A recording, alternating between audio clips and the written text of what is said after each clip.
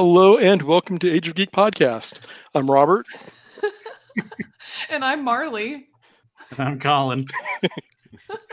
And we have our guests tonight, Patrick and Luke. You didn't point to me. That's not fair. Yeah. Hey. What's going on, everyone? And tonight we are going to be talking about a controversial, to some, Disney Plus MCU adjacent show, Secret Invasion. Some people have a great many things to say about it. Some good, some bad, some not, somewhere in the middle. And tonight we're going to kind of do a dive into the full show. This will include a ton of spoilers. So if you've not watched it yet, or if you've not completed the series, put this on pause and then come back to see us in a little while after you've finished the show, because we're going to be talking about a lot. But first, we're going to do a little something different, changing up the format slightly and doing a little bit of geek news first, and then we will go into our deep dive. Real quick, before we do that, we let Patrick and Luke let us know where they're from and what they do and whatever, and fine. Give their quick little shout outs. That way. Patrick, you go first. Hey, well, I'm Patrick, or I'm a scroll. Who knows? I do movie reviews. I talk about stuff. Hopefully, this will be more constructive rather than just dunking on everything. But you can find all my stuff on patrickbeattyreviews.com, on my YouTube channel, and on abc4.com with my show See It or Skip It. Cool. Awesome. I'm Luke, aka the Podcaster Without Fear. I am the host of the Nerd Dome podcast. You find us pretty much everywhere at the Nerd Dome. We've been around for a while, so you'll find us. And don't you have an event coming up, Luke? Yes, Wasatch Comic-Con is going to be November 10th and 11th at the Valley Fair Mall. Not 100% sure exactly what our schedule is going to be there yet, but I know that Charles and Roger and all those guys are working really hard on putting together a really good show. We already have a lot of good local artists coming out, so it'll be a lot of fun. It always is. It's very creator focused. It's less celebrities. It's more the comic industries. The last one they had out, Kevin Eastman, the creator of the Ninja Turtles, was out there, and they had a pizza party with him after. So that was, awesome. It's awesome. So yeah, and they've announced a lot of local comics talent. Chris Hoffman, Andrew Malin from Velleity Studios, they'll be there. It's always a lot of fun. We're around, so awesome. Excellent. Yeah.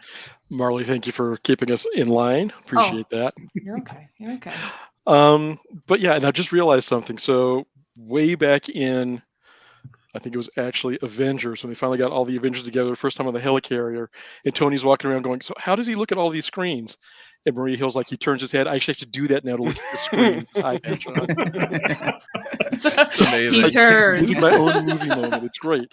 For those watching the non-video version, Robert is currently dressed as Nick Fury. From Secret Invasion, even.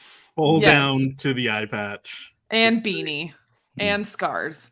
Because if you're going to do it, you're going to just go ahead and do the whole thing. Right. It's not like we're having a massive heat wave or anything, but, Robert's wearing the jacket too. I mean, again, it's method. It's method. This is why they're calling it global boiling now. Thanks, Robert. But no, like I said, we're changing up things a little bit with the format, and we're going to do just a quick round robin on a couple of topics that are in geek news that have come up this week, and then we'll go right into our deep dive. And first up is a sad bit of news. Paul Reubens, better known as Pee Wee Herman, passed away this week at the age of 70. He got his start with the LA Improv group, the Groundlings, and started the foundations for his character, Pee Wee Herman, there. But he's also been known for a number of other roles in movie and television, including, but not limited to, Pee Wee's Big Adventure, which I had completely forgotten was directed by Tim Burton. Mm-hmm. And that comes to full circle in just a minute. Pee Wee's Playhouse on CBS Saturday mornings in the late 80s, early 90s. He was in Buffy the Vampire Slayer, the movie, not the series. And bringing it full circle, he was also in Batman Returns, also directed by Tim Burton, as the birth father of Oswald Cobblepot, also known as the Penguin. So unfortunately, that light has dimmed in the entertainment sky. We also had another one too, Angus Cloud from Euphoria, only 25. Yeah, Yep. Indeed. In a unusual bit of news, and this is a little more for science geeks, NASA has announced its own streaming channel, which is going to be available later this year, called NASA Plus, because everything is now something plus. Everyone's got to have a streaming network. It's going to be free of cost and no ads. So that'll be a model that not many streaming services offer. Right. But it will offer things like live event coverage of like rocket and satellite launches, and some original video series. So that'll be kind of interesting to see when they bring their content online, what we get out of that. Real quick, one thing back about Paul Rubens. I talked about it earlier this week, but one really cool thing about him is his dad. I was watching a documentary about like the birth of the Israeli state, and apparently his dad was a pilot in World War II. And he survived the war, and then after the war, he bought his plane. He flew it to Israel. He was one of the first pilots in the Israeli Air Force, and he got shot down. And he didn't speak the language. So when the Israeli troops were running at him, he just started screaming "gefilte fish" because that's all he could think of, and that's what stopped him from getting shot by his own side. So gefilte fish gave us Pee Wee Herman. Wow. Huh. Yeah, All interesting family. Crazy. That is a very unusual bit of trivia there, but thank you. That was cool. Yeah, now you all have that in your brain. It's all in our heads. Yep. A little bit of comic news. In an unusual comic, with the release of the Into and Beyond or Across the Spider-Verse movies, Gwen Stacy has come to the forefront of more people than just comics fans. But she is also getting a new limited series comic called Spider-Gwen on Tour, which is going to focus not so much on Spider-Gwen, but the Mary Janes, which is her band. It's going to be a 4-issue comic that comes out in first issue releases in December, and basically her band is going to be going on a 4-city tour as the opening act for one of Earth 65's biggest concert groups or touring bands, but because it's a comic book and because it's a Ghost Spider or Spider-Gwen comic, hijinks ensue as the lead singer for the band is targeted for assassination by somebody, and somebody's gonna have to figure out how to deal with that. So we have that coming up in December. And lastly, a little bit of Utah-centric news related to Magic the Gathering. Apparently, Post Malone has bought a Magic the Gathering card, a unique card from the featuring the Lord of the Rings, the One Ring, for an undisclosed amount. But the rumors are that it's somewhere north of $2 million for this card. Yeah, I'm right there with you, Patrick. We're just the whole. It's like it's cool, Get that. What's the get that Raising Cane's money? He's using it. He's putting it to good use. But I went there for the first time this last weekend to the pink Raising Cane's. Is it cool? Is it pretty different inside too, or is it just? Yeah, and there's like cool. Memorabilia and stuff in there, and there's also a lot of people. Yeah, I drove by it one time and was like, "No, it's good. I'm fine. I saw it. We're good. Check that off the list." Yeah, it's in my greater neighborhood, and it's like, oh, that's pink, and we're going here now. Right. And it was but yeah, over to this now surpasses by almost, I guess it's almost 4 times the value of the last most expensive Magic card that was sold, which is a Black Lotus card, and that was like $540 million for that when it sold. So congratulations to Post Malone for a card that he will never put on the table. At least I would hope not. And if he does, at least put it in a sleeve. And congratulations for being able to afford it. Exactly. Could you imagine if he got it like CGC graded and he's there in a match and he's got that big like the brick and he's like, don't worry about it. Don't worry about what I got. It's fine. Yeah, so that's a quick look at geek news on a couple of fronts this week. And now, the thing you're all here for, Secret Invasion. And I'm going to take off this headset and the hat and the eye patch because, as they said, we were in the middle of a heat wave here in Utah, and it is hot. And now you can see all your screens. And now I can see all my turning. screens at once. And now it's like really bright on this side. It's like, oh my goodness, that was a mistake. Hey, you made it longer than I would have. So, Secret Invasion. It features the return of, as Carol Danvers calls him in the latest The Marvels trailer, Marvel's one-eyed man of intrigue, Nick Fury. For the first time actually really seen since, was it No Way Home? No, not No Way Home, is the one before that. Was it the Far From Home? Far From Home, yes. Well, yeah, I guess if Because he was in the Stinger for that one. Yeah, Spider-Man. Yeah, his last seen a Spider-Man movie, asking has somebody seen his shoes? Mhm. And that was where we first got our first glimpse of, I guess it's the Saber Station that will be featured in the Marvels. And then nothing else for a while until this.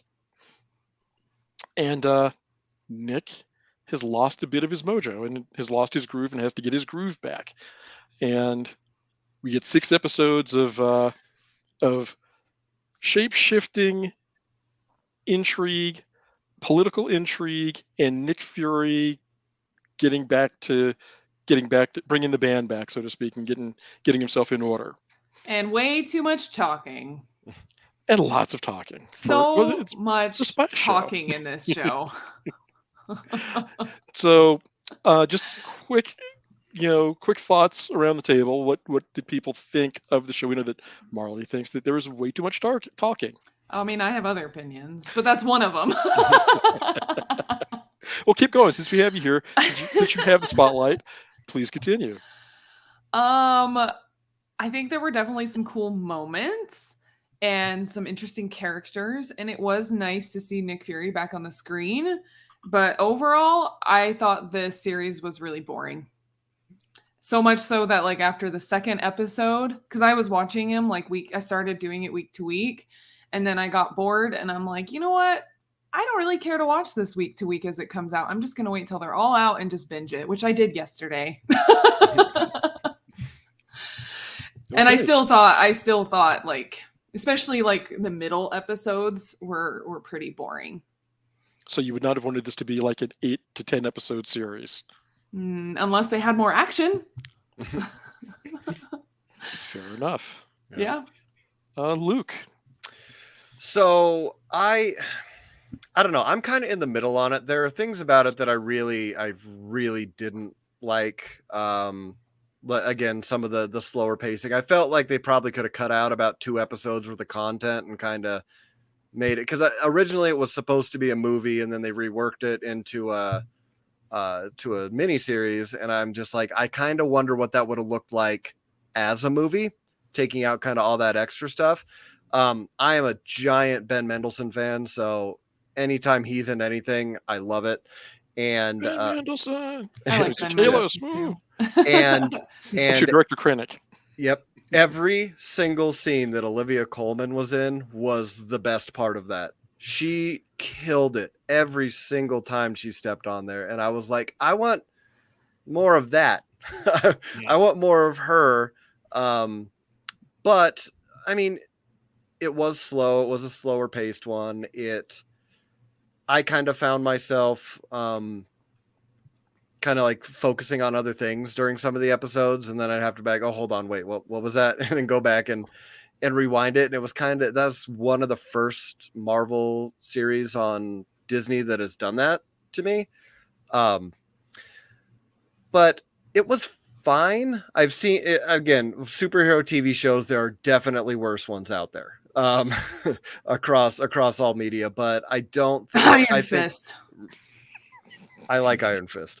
I'm thinking some of the CW stuff, some of the DC CW stuff is not the best. But Okay. but yeah, it was okay. It was okay for me. Like, it didn't make me mad that I watched it. But if I don't think I could have done what you did, Marlee, and watch all of it at the same time. Like, watching it, like, you know, once a week, that was totally fine by me. I didn't feel the need to save up and watch all of it. But yeah, that's my take. Okay. Mr. Beatty. Patrick doesn't have any feelings. No, on this. none at all. Here's the thing. You guys have pretty much summed up a lot of it, right? It's meant to be a political thriller without the thrill for some reason, and they didn't seem very interested in that or interested in what Secret Invasion has been. This was kind of my most anticipated show for a while since this got announced, because it just sounded so fascinating to have all of the superheroes finally be maybe uncovered to be something that they haven't been the whole time, and giving actual answers to that. When that happened, what was the situation, or maybe not, but not like kind of, I don't know, being light-footed around all of the situations. I think the controversy started, honestly, before the show even started, with the opening credit stuff and the AI, because they happened to do that at the exact same time that the WGA and the SAG-AFTRA strike was hitting. And so everybody was looking at these AI-designed opening credits. They already have a history with VFX artists and issues with that. And they're like, well, why did they choose to go there? Then we go into Colonel Rhodes and all the things that was happening with his character. When it's can we start spoiling now? Is that cool? Oh, of course. Go for it. When it's revealed that he's a Skrull, when that happened. What? Right. And I totally missed it the first time. I was like, wait, what? It was that like lame of a reveal where it's just like, wait, okay, I guess all right, fine. Guess he is. They just didn't seem interested in the story they were wanting to tell. And that's where I lost it too. The ending just felt like they literally just threw whatever they could in the end to make fans happy, and it just didn't work. This is the 44th Marvel installment. I don't know if you realize that. 44th. 44th, and I think maybe that's a part of it too. Who knows? Well, and like real quick, I just wanted to add about the whole thing about Colonel Rhodes being a Skrull. Again, like that was talked about on like social media, like as soon as like the last episode aired, or no, not even that. It was when that episode was released. Was that in the 4th or 5th episode? Do you guys remember? It was when that was revealed. Either way, it was at that point, like the show hadn't ended yet. We hadn't gotten all 6 episodes, and they were already talking about it on social media. And I had it again saying I skipped and waited to binge. I had that spoiled for me, and I'm like, why are they talking about this already? Like, I feel like with TV series, especially with these Marvel ones, like I get, if I really, really did care or worry about spoilers, I should have watched it week to week. But at the same time, like, why can't they just wait until all the episodes are out and done before they really start like getting into that kind of stuff? I don't know. These days you gotta be jumping on at 2:00 in the morning to right as soon as it drops to avoid any spoilers. Yeah. You go right from World Cup into MCU shows, and you're fine. Yep. It's fine. I don't need to, work the next day or anything. Go to my job. Bah. Okay. Overrated. Collin, what about you? I'm 50-50. I enjoyed it. I wouldn't say that I loved it. I mean, it's just there's pieces that are confusing on why they did what, and like I'm not a fan of how they did my girl Miss Hill. Robin Sparkles. I know. Justice for Maria Hill. I was pretty mad about that too. Episode 1. Yep. Yeah. Anything else, Collin?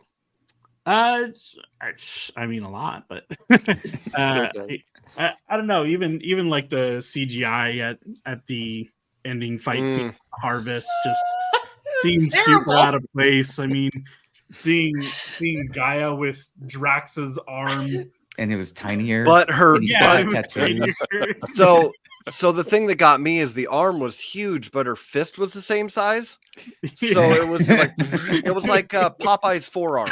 Is Right? kind of what it reminded me That's of. so good. Which doesn't make Seriously. sense because when she was disguising herself as Fury and uses the big Hulk arm, that arm got big. Right. Just not Mhm. Drax. No. Not It was to mention, foreshortened. That's all. all these DNAs that they had on the list. I know somebody put up a list of all the DNAs that were in Gravik for it. Like Ghost is in there. I had Yeah, questions I about saw that that because one. how is Ghost able to do that when it was a whole different situation that wasn't her DNA really? Even like was Malekith in there for some reason? Yeah. Why was his Yep, DNA in yep, there? Yep. Or Yep. the Extremis stuff where they could Extremis. regrow. I saw all Extremis. that. I mean, that one. I mean, they could get from just Stark's files and Mm. whatever Mm. that. Pepper. Well, no. they were Aldrich. able to get it out of Aldrich, but they were able to get it out of Pepper Potts, and Mm. cure her. So they probably Okay, know, so I stole a found sample. I found the list. So it Oh. says Groot, Korg, Frost Beast, Hulk, Captain Marvel, Mantis, Thanos, Cull Obsidian, Extremis, Ebony Maw, Captain America, Ghost, Winter Soldier, Drax, Corvus Glaive, Abomination, Proxima Midnight, Outrider, Chitauri, Valkyrie, Thor, and Gamora. See, Okay. doesn't that sound like somebody that just won't play a game fair with you and chose Right, every yeah, character? yeah. And you're like, Uh-huh. well, what? You got to pick like 2. You can't pick all of them because Well, now like, it's just silly. How do you combine these all to just let you change You into put them in. each- Apparently, you put each them in a little individual vial one? and stick it in a gravestone, and you're good. And they know how to Right. use those powers too. It's not like those heroes had to learn how to use Yeah. them or villains had to learn it. They're just easy. Well, and it's just Drax arm. instant. Like, you don't know what's in this like strange concoction, except for maybe Gaia did because maybe Nick Fury told her. But So as I look at this, and they have the Frost Beast, I would like to know how that DNA got there, because the only time you see the Frost Beast is in the very first Thor movie. Then Shield when they did clean go up New Mexico after Thor after the Destroyer came through and ransacked that town. Well, this is in Jotunheim at the beginning of the beginning. So I was like, Oh, how yeah. they get true. to, No, that is how'd they true. get to Sorry. Jotunheim? And then Yeah. also they said Thor in there, and when I rewatched it, I was like, I didn't see any like Thor. Wouldn't that be a go-to, right? Like, hold on, I can control lightning. Wouldn't that be better than Drax Punch? right? Just a thought. Just a Yeah. thought. Okay, so let me jump in really quick. I a little more than 50-50 like on the show. I'm slightly biased, so I'll start with that. I'll lay that card on the table right up front. That being said, it was slower paced, which I was okay with for some of it, because once they started developing the idea that Fury got scared and it shook him so much that he left the planet. I was like, okay, tell me more about that. So that to me was interesting, because you've got this guy who's been the man behind the scenes for the MCU since its inception, and now you find out he got scared. What scares Nick Fury? I guess being dead does. And then coming back 5 years later like nothing happened. That would throw a good number of people. He might need some therapy, but he doesn't seem like the kind of guy to take that advice. No. That being said, I enjoyed seeing a little more not in control Nick, and a little more flying by the seat of his pants, trying to get back to where he was and not being entirely successful at it. He had moments where it was okay, this is what we're used to, and then you can see like, yeah, no, that's not working for him, or he's trying to control the situation but does not have his full resources that he's used to having behind him to do it. Finding out that Fury was married was another one. And it also makes me now question something that came up in Captain America and the Winter Soldier, which was when S.H.I.E.L.D. was compromised, the first thing he said to Steve Rogers was, "My wife threw me out." I'm like, oh, are they actually doing a deep, really deep dive on that one to something that uh, that tiny of what seemed to be a throwaway comment, that many years ago, just to kind of go, oh, he mentioned a wife in the past, and I know that he was covering for Shield being compromised, but it was just an interesting turn of phrase. that I wonder if they were capitalizing on that. Seeing how his relationship with not only um, Priscilla slash Farah and Talos, but also his relationship with Gravik, which was highly unexpected to see that how each of them viewed their relationship to him, and how they all were at one point kind of united in coming together to try and figure out how do we find a Skrull homeworld after Captain Marvel kind of disappeared, or whatever happened that we still don't know about, but I'm hoping we get cleared up in the Marvels.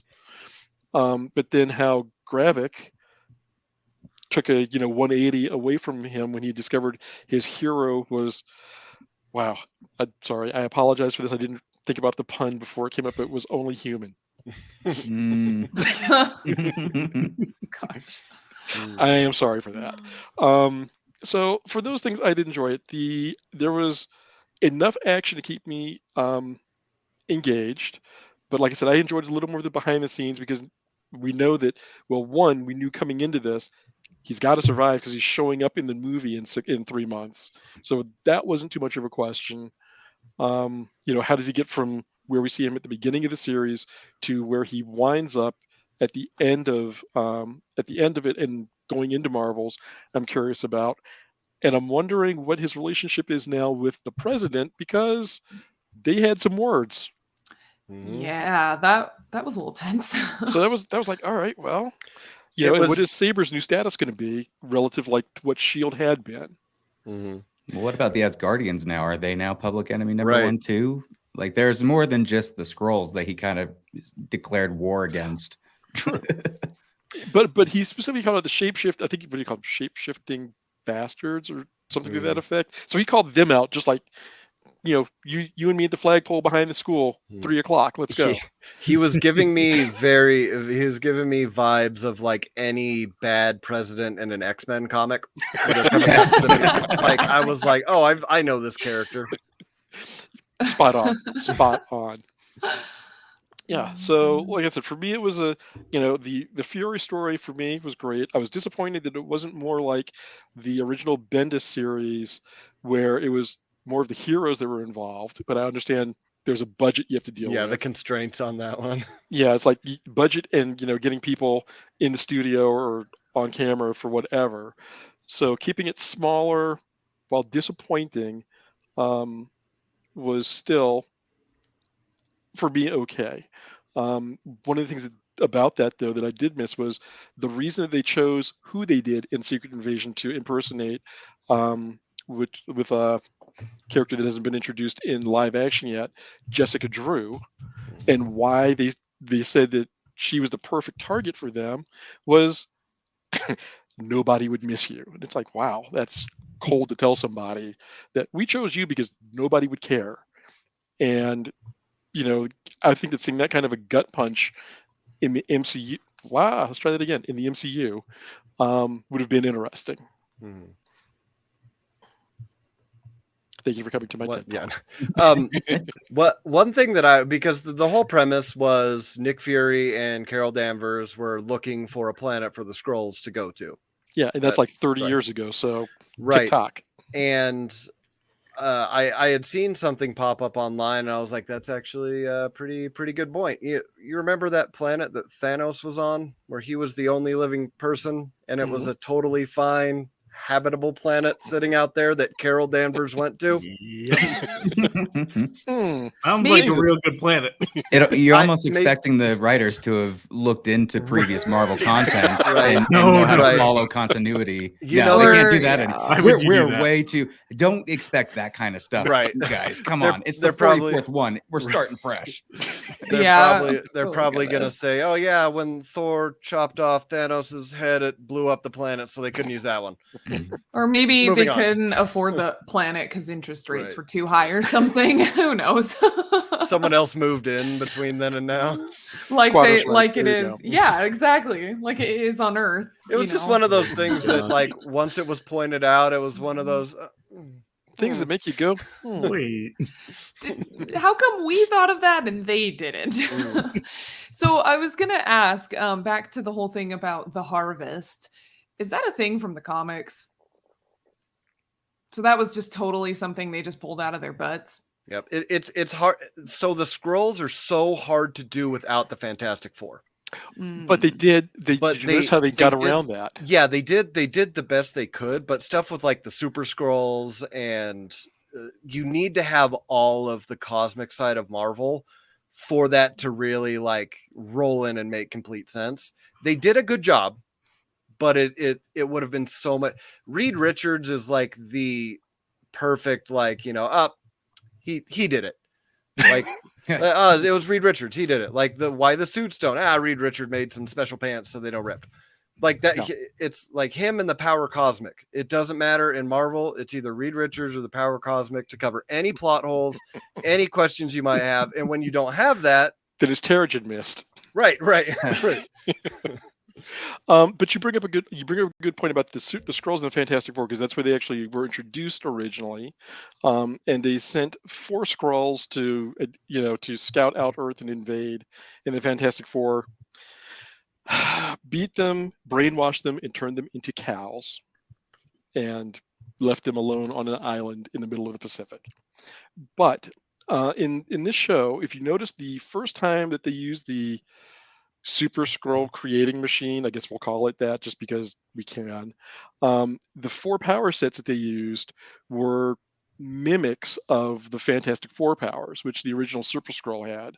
So you had Extremis for fire, you had Groot for malleability and stretching. The other 2, let me see, Korg. Korg. Yeah, Korg I thought that thing. too. There you go. As thing. And then the Frost Captain- Beast was a bit of a stretch. Was a bit of a stretch for the Invisible Woman, but I think that for like shielding or Ghost. Yeah, Ghost would have worked. Ghost would have been the one. Ghost. But the first 4 they showed did not include her. Mm.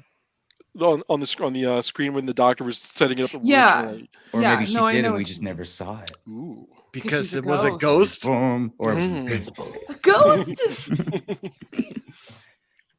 But that was their way of their nod to the Fantastic Four in the original inception of the power set, was to mimic those 4 powers without having to, as Luke pointed out, use the Fantastic Four because they don't exist yet. Well, and even during that scene when Gaia and Gravik are fighting, and like they're going through all those different kinds of powers and whatnot, there were several of them that like Extremis that like me and my husband were watching the show and we're just like, was that Fantastic Four? And then like other, like there were a bunch of different ones. We're like, wait, no, that's Korg. That's not Thing. Like Thing is more orange. Like, so we were like, we had those thoughts pop in our heads too. Like so I think, yeah, definitely. I think they were hinting at something. Yeah. How to do the Fantastic Four without saying Fantastic Four. Right. Just like they did with was it Enhanced instead of Mutant when they were talking about Scarlet Witch and Quicksilver. Oh, man. But the thing that was kind of, I understand this. We just sat here and kind of bashed some of the CG, and then but then what I'm about to say is kind of opposite of that. The original like look of the Super Skrull is so iconic. Like when they're full scroll and then they just have the stuff. Where this one they look like the actors and then they added on the CG to it. I'm almost like, it would have been really cool to see them go full Super Skrull v Super Skrull in the scroll form rather than it might have looked better if it was all CG, or it could be completely wrong and it would be 10 times worse than it was. There's I kind of like the practical makeup work on the scrolls, and when the Super Skrull came in, it was just immediately you knew that was a CG thing that you were looking at, and that you're right, that does give a huge disconnect for people that are watching, because when you see an actor in it, you still can kind of see those emotions even though they're kind of emoting through it. We've seen a lot of actors be able to do plenty with that, and I don't know, I think Emilia Clarke was a severely underused character. Oh yeah. Ben Mendelsohn could have gotten a little bit more. I do love where his conflict was, being in between trying to help his people and dealing with this radicalized side of it, and also trying to like have Fury understand, look, you promised a lot of things to us. We've been doing a lot of stuff for you. eventually, what you know who this was done way good, and I don't mean to compare this to Andor, but in the scene where what do you sacrifice, right? Mm-hmm. That's perfectly encapsulating what Ben Mendelsohn's issues are. Mhm. I have no idea why I'm doing what I'm doing. You haven't given us a home. What's going to happen from here? And I don't know. Then they just will throw something random in there, or they won't really explore that enough. And that's where I'm like, maybe another episode, maybe just more time. But then the continuity issues come in, and those are the things I think that were the biggest offenses for me, when they were just like not explaining stuff, and you could pick apart things because of what you already know. Have kind of sidetrack a little bit, but it's on with Ben Mendelsohn when they were doing the rounds for all of the pressers and stuff like that. Did anyone catch his jump into Doctor Doom when they asked him about Marvel Yes. villains? Yes. I saw that and I was like, he's one of us. Like, he loves Doctor Doom. And I was like, Ben, I didn't think I could love you more, but here we are. Here we are. It was amazing. If you haven't heard it, go listen to it. It's amazing. So we've kind of bashed a number of things that, we were like, what things stood out for you as being not even exceptional, but good in this series for you, if anything? Olivia Colman. Yeah, Olivia Colman and the Olivia practical Colman. effects and the makeup, for sure. Olivia So- Colman, definitely, yes. So, okay, maybe I missed this or wasn't paying attention, but like, what was her character supposed to be? Who was she? So Sonia Just like- Farnsworth, Like was it? British, like she was like a Furiosa. British spy, and like kind of, I don't know, like I just, I she think just it was was like, it was a there. nod to two characters, I believe, in Marvel British characters. Jack Falsworth, who was a character known as Union Jack, who was basically Britain's version of Captain America, mm-hmm. and another character, I believe her name was Spitfire, who was a member of I think I want to say the Invaders, or no, it wasn't the Invaders, it was another team. Is it the Captain Britain's team, right? No, not Or- Excalibur. It wasn't Excalibur. Okay. But actually, I think it may have been a version of the Invaders that she was in. But I think that she's supposed to be the iteration of that we get for the MCU, and she would have been an older character, not quite Captain America's age, but along those lines, and worked with the British intelligence. Yeah, she was very Yeah. much the way I saw the portrayal is she's very much England's Nick Fury. Like, she's the Nick Fury. She's the Okay. spy master of spy masters over there. So that's how they knew each other. They kind of had a frenemies relationship, Professional. kind of. Right. relationship. Like, when their goals aligned, they work together perfectly. But when they don't, they're going to try and trip each other up the entire. It's like Cold War spy games. And they both of them.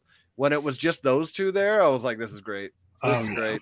The scene when he's putting the little eye on the statue, Mm-hmm.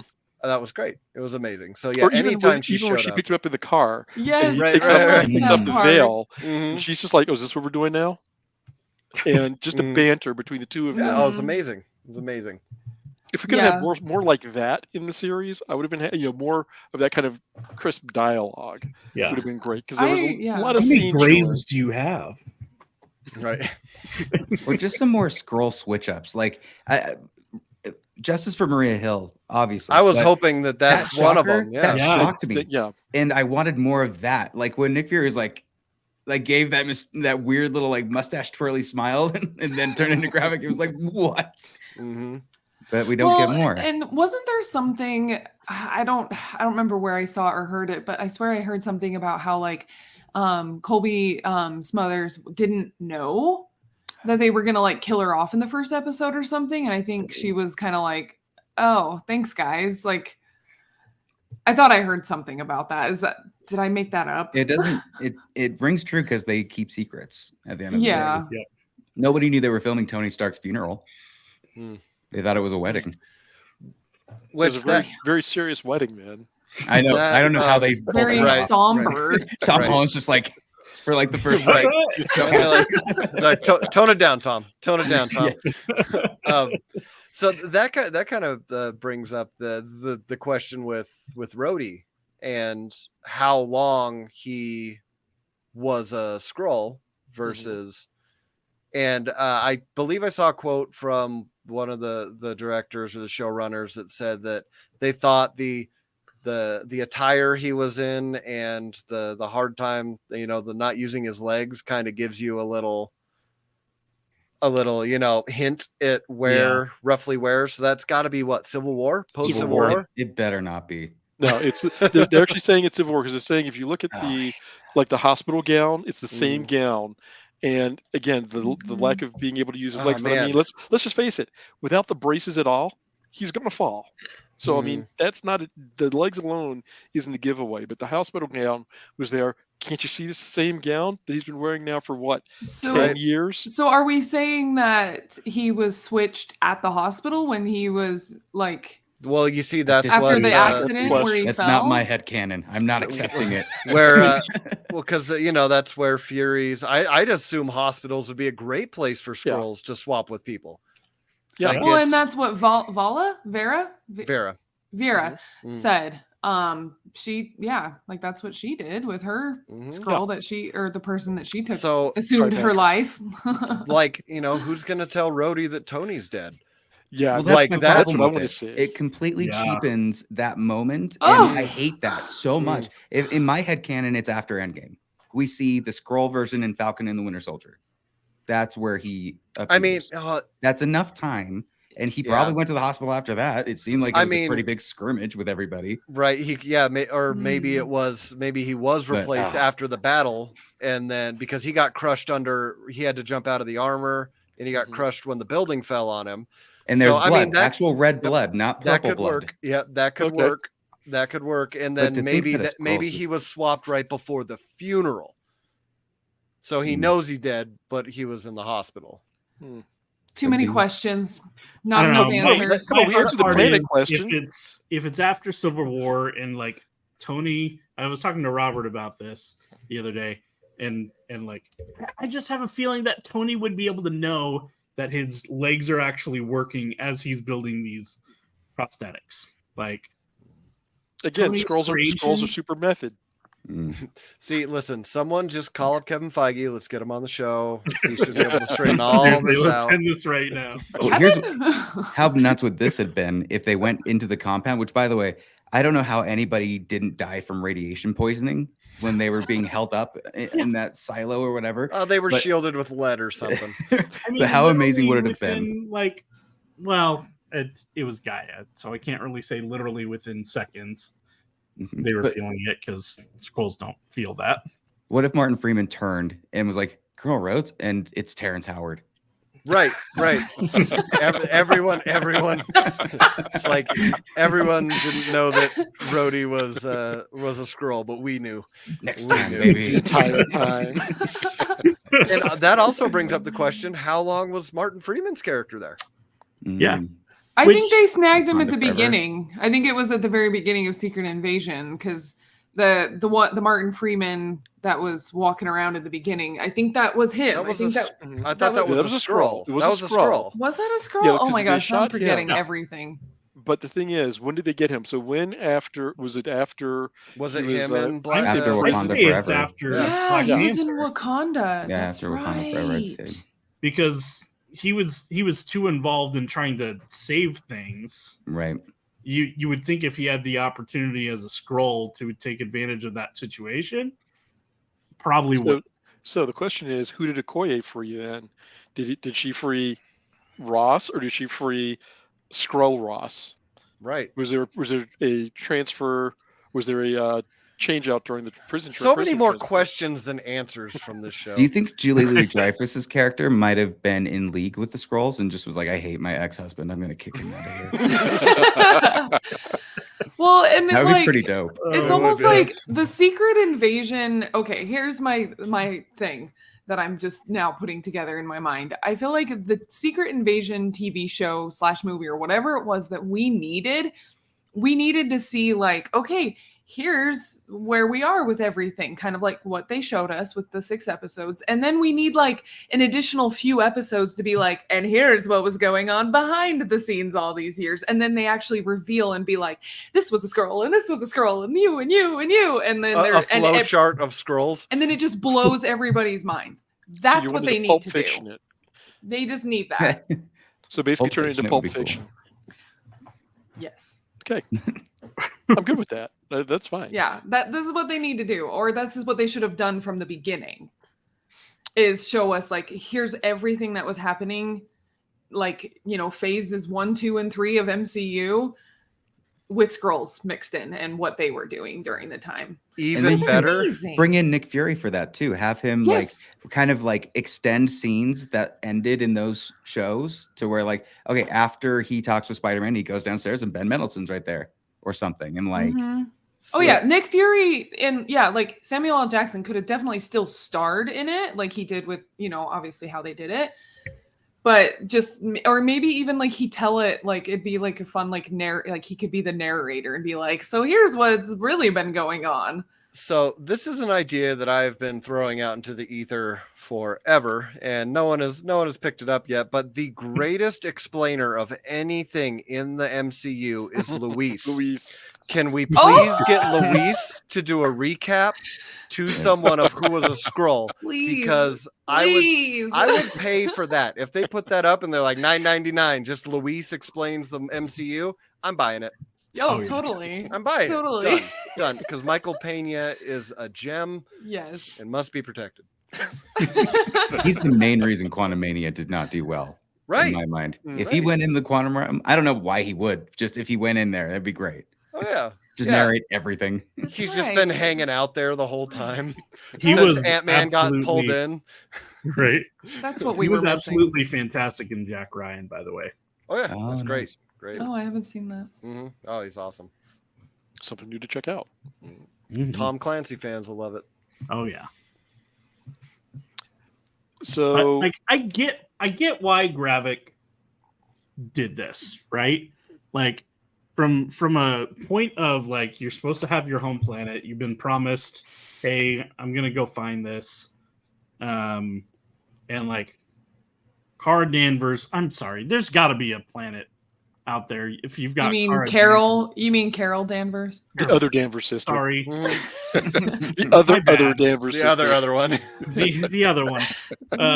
If you've got her just flying supersonic speeds through the outer galaxies, like there's got to be something. She was busy taking care of Goose.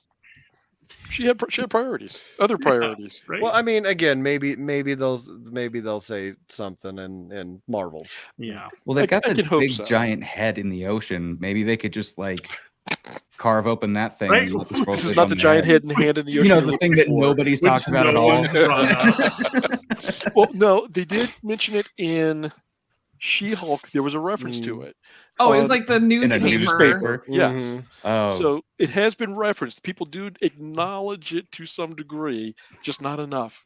But like, here's the thing. Like, I feel like we're so hopeful that we would see something in Marvels, like you were just saying, Luke. Like, Mhm. yes, of course, like that would be amazing. They just need to say one thing and it'll answer like all of our questions or most of our questions. But here's the thing is like that we're finding in a lot of the latest Marvel movies, they're not tying things in from other stuff very well. Right. Like it's either like something subtle, like a tiny blurry clip in a newspaper that you could miss if you were looking down at your phone. Right. You know, playing games on your phone. But like they've not really been doing a good job of like tying everything in together. Even if it's just, you don't even have to like do a cameo. Don't pay the actor to come and do a cameo. Just like, can't you just say their name?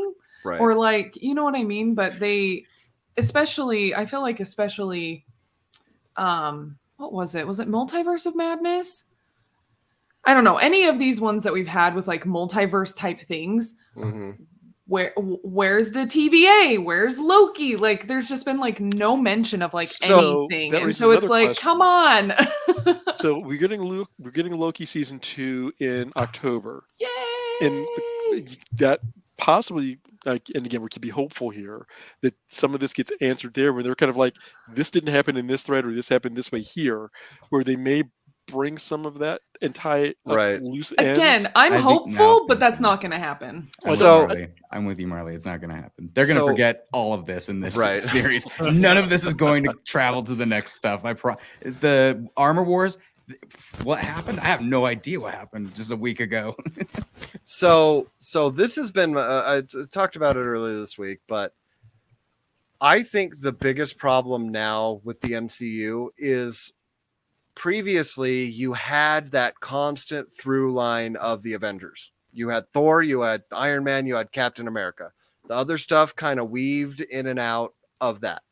We don't have that Avengers right now because that was kind of you would watch your offshoot movie and you knew just a little thing would tie back to Avengers, and you were fine with that.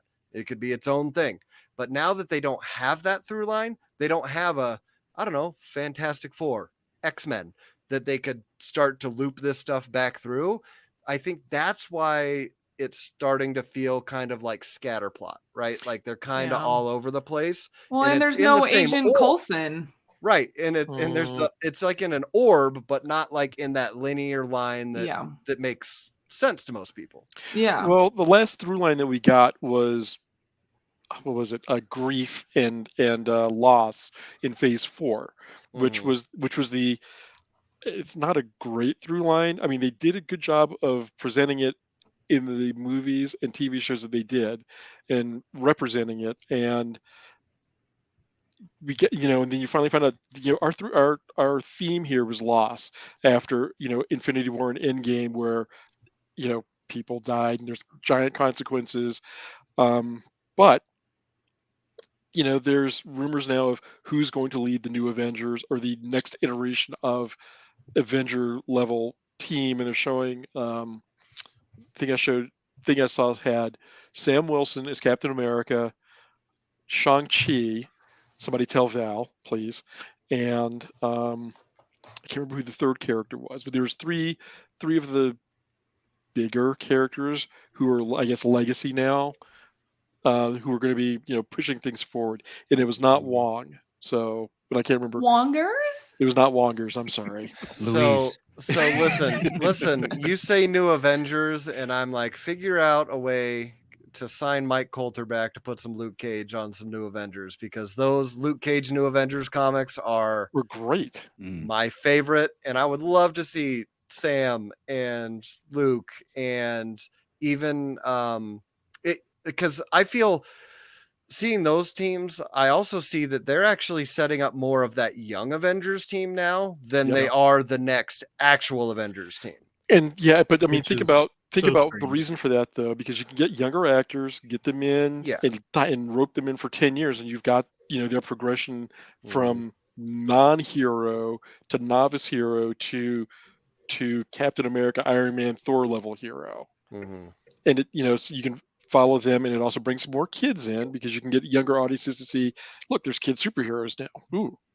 So, and they've introduced 6 of the younger Avengers at this point already, 5 or 6. Yes. You've had Hawkeye, Stature. Which one's Stature? Patriot, Cassie Lang from Quantumania. Okay. Patriot, although he has not shown any signs of powers yet. America Chavez. Which one's Patriot? Eli Bradley from Falcon and the Winter Soldier, the Isaiah Bradley's grandson. The one that answers the door and won't let him in. When Bucky and Sam go to Baltimore, the grandson who opens the door is Eli Bradley, who winds up being a member of the Young Avengers in the comics. And if you haven't read Young Avengers, by the way, do yourself a favor. Yep. Check it out. It was 2 series. I'll need you guys to give me some author names and stuff, because I'm actually going to a comic book store tomorrow. So if I need to look for something, Aaron Heinberg wrote Young Avengers. I can't remember who the artist on the book was. Ben. Yeah, the artist is escaping me now too. Yeah. I know which one you're talking about. What'd you say? Aaron. Aaron Heinberg. Aaron. Aaron Heinberg. Let me make sure I get it right, because I'm now looking at it going, that doesn't look right. Yeah, but so yeah, it's like seeing them set up for the Young Avengers is awesome, but it feels like honestly the last kind of through line that was tying stuff together was actually Spider-Man. Yeah. Like when you were seeing Doctor Strange and stuff like that and going through there. And you could make Doctor Strange the through line because you've had him in Thor, you've had him in Spider-Man. He could do that. And he's kind of one that ties over from, pre Infinity War. But again, it's not a straight line. It's more like a dartboard. And they're like, hey, if it hits the dartboard, it's good enough for us. We'll figure it out later. Well, they had I feel like they had such a perfect opportunity to like have Loki or somebody from that show, like especially representing like the TVA or something. That was like a perfect opportunity to have someone kind of like in the background in multiple like of these shows and movies to kind of tie things together too. And even if it was like subtle, you know what I mean? Like it just, but those who saw Loki, was that 2021? Has it been 2 years? Yes. Yep. Mhm. Yeah. Yep. And you know what I mean? And so I don't know. I feel like there's so many opportunities that they missed out on. And it's like, I know we can't have, every single, like Phil Coulson being in every single thing or someone like him, but Coulson there just could have been a needs to Skrull. be, I'm there just needs saying. to be more this. He's a robot now. Mhm. He's a robot. I don't know now, so how he many can't be a times Skrull. he's died. It's He's still his alive. self-professed superpower. He would be the most accurate superhero, comic book hero, if he just kept coming back to life, because that's what they do. Seriously. Justice for Clark Gregg. Okay, I feel better now. I love him. He's great. He's a great human. I Mhm. met him back in 2015 at San Diego Comic-Con. I met the entire cast of Fun. Agents of S.H.I.E.L.D. Oh, wow. awkwardly outside a bathroom at our hotel. I was That's like, the hello, perfect That's time. cool. everybody. All right. Oh man. Hey, you know what did do this scroll idea real good? Peacemaker. I Yes. love that show. It was so good. I think they just been did that, rewatching that. mystery alien race is gonna Look, take over. And... I've got Eagly. Eagly. I didn't mean I to guess just throw DC he's in. also in a box. Yeah. That I never love happens that around here, show. Patrick. That never happens. Yeah. I'm actually rewatching it. I'm on episode like 4, so it's the universe saying more Peacemaker. But no, they did it well. They did do that alien intrigue well. That I'm curious what this means going forward for aliens or just other in the MCU now, because we're going to start getting a little more cosmic in phase 5 and 6 with the introduction of the Fantastic Four at some point if we get through the writer's strike, with the Council of Kangs, whether we get Jonathan Majors in this going forward or not, or a theory that I've heard floated was that they will take the High Evolutionary from Guardians 3, determine that he was a variant of Kang, and have him as the new through line baddie for the next phase or two, which I would be fine with because Chukwudi Iwoji, I will watch him read the phone book. Mm-hmm. We also have Nova coming too. So they are doing more. They are doing more cosmic. So there's a chance that we can get in. Who knows? Maybe we'll get a Galactus that does not look like a giant space cloud. Yeah. So galactic space silhouettes. Yeah. So hopefully you can see more cosmic, and we have the Marvels coming up, and we know that there will be intergalactic travel with this, with Carol and Monica and Kamala going on space adventures together as a not team. That's going to be so good. But and one of the things that I kind of expected or hoped to see rather in Secret Invasion that I didn't see was a carryover from Guardians 3, which was the legendary Star-Lord will return. And my theory is that Fury needs somebody who's familiar at a fairly deep personal level with multiple alien races, and discovers that Peter Quill is back on Earth and hires him to work for Saber. Missed opportunity. No, it can still happen. I mean, they could still have him as a cameo in the Marvels, but it would have been, and I don't know they could have shoehorned that into, this series without it feeling really forced. Because at the end, where he and Priscilla go up to the station, then you would have had to have some kind of, oh, by the way, this guy is here, and it's like, okay, that, a little bit too much of a push. But I could see them bringing him in at just one point in the beginning of the Marvels, saying, "Yeah, we brought this guy in as a specialist or as a consultant," and he slaps down a folder and it has Chris Pratt's picture on it. I could see them doing something like that, but again, I'm hopeful, but who knows what, because it's everybody is everywhere all at once. Everything, everywhere. Yeah. So, anybody have anything in closing for our Secret Invasion? This was what we got episode. I just think that, like, I don't know, maybe I'm biased because I am such a big Marvel fan, but like, even though this one was not, I'll be honest, this one was not my favorite. Doesn't mean I hated it, but it just was not on my top list. I still stand by that, like, people, especially people who are interested in Marvel or want to like know what's going on and kind of keep going with the story, I still would recommend this show to people. It's still a very like pivotal part of the whole story that's kind of going on. It's important to know things, and there's definitely, build up for like future stuff. So like, I still recommend this show, but just, I don't know, maybe just people just don't go in with super high expectations, or just enjoy it for what it is. Mm-hmm. That's kind of my takeaway. Luke, Patrick? No, yeah, kind of the same thing. Like I said, it does leave you with more questions than answers, but maybe that's a good thing. Maybe it'll hook you to want to find out if they ever get back to answering those questions that they threw out there. But yeah, I think if you stopped at episode 3, you're good. Or like, because I don't know, was I too harsh with this? Because I gave some positives, right? There's some good stuff in it. Yeah, you did a good mixture. But at the same time, I don't want people to get like a canonical thing and hurt their like character because of some decision that they're just going to forget about in the next show.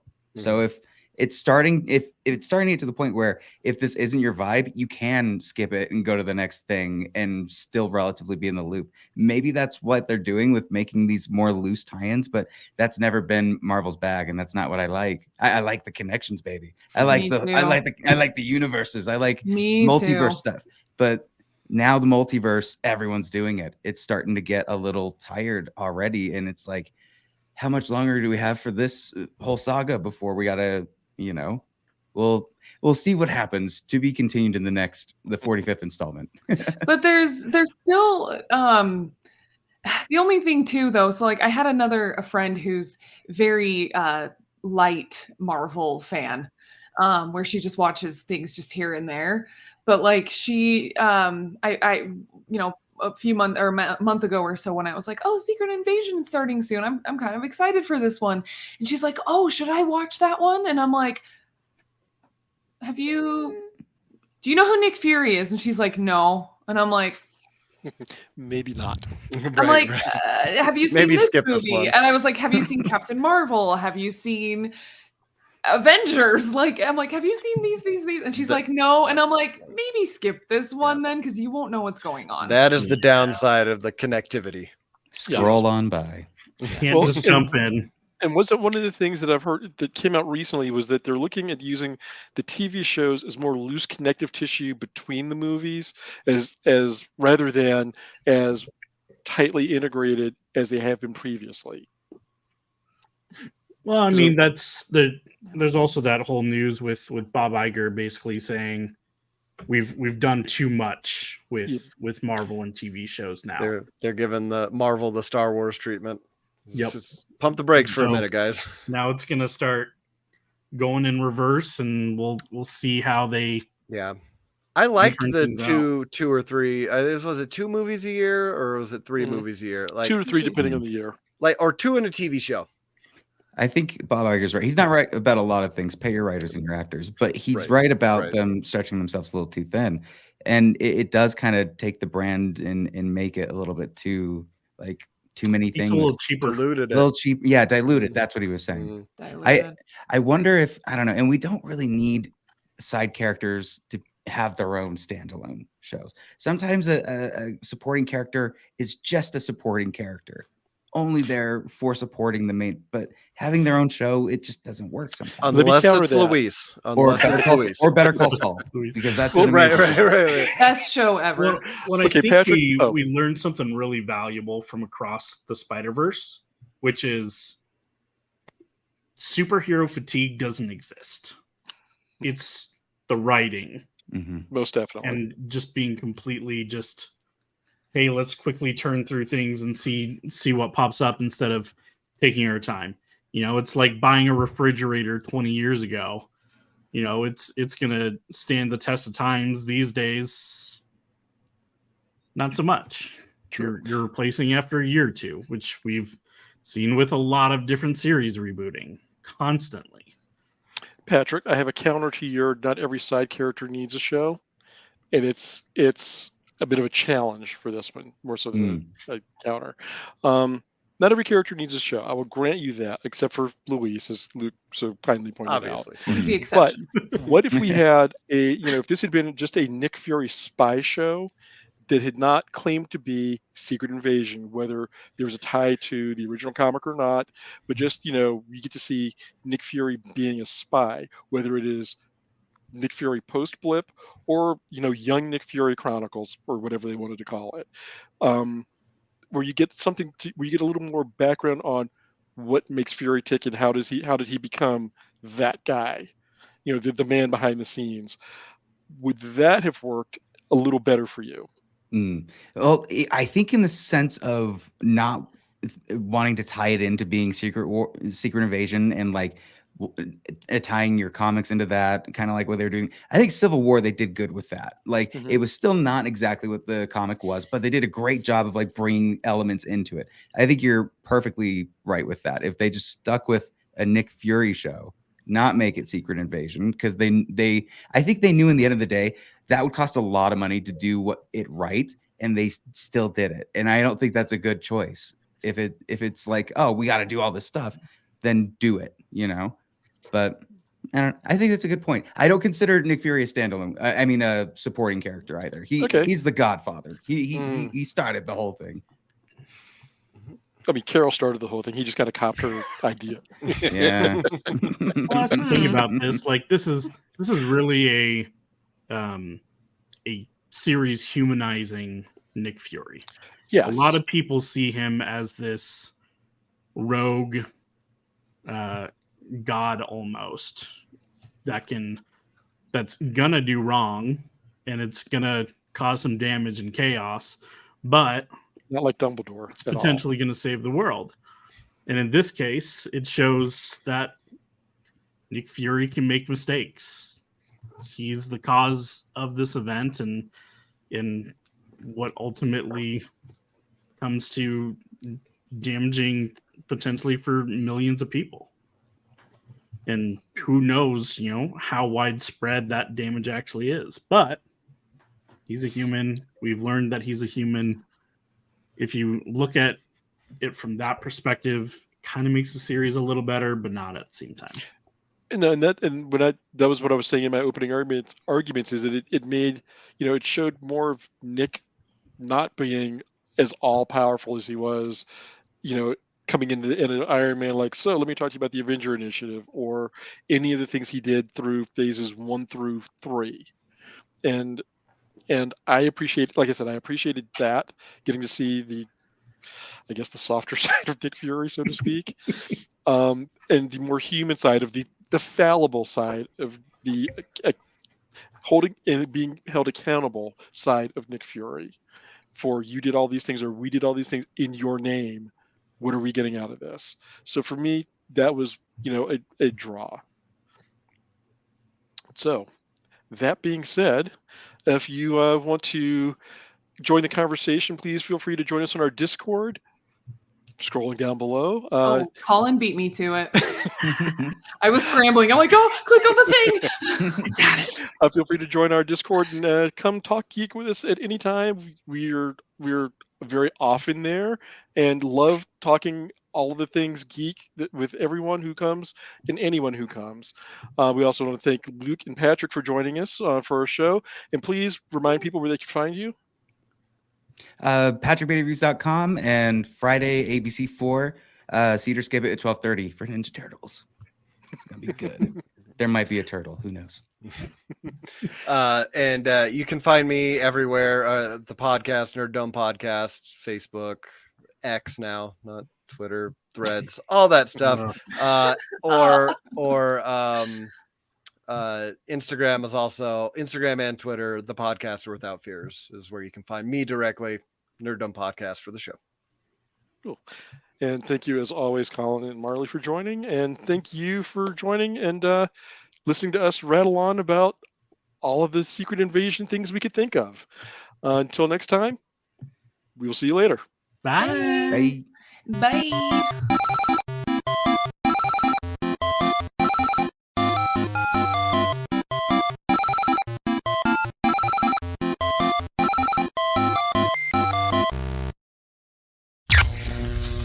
This has been an Age of Geek media production.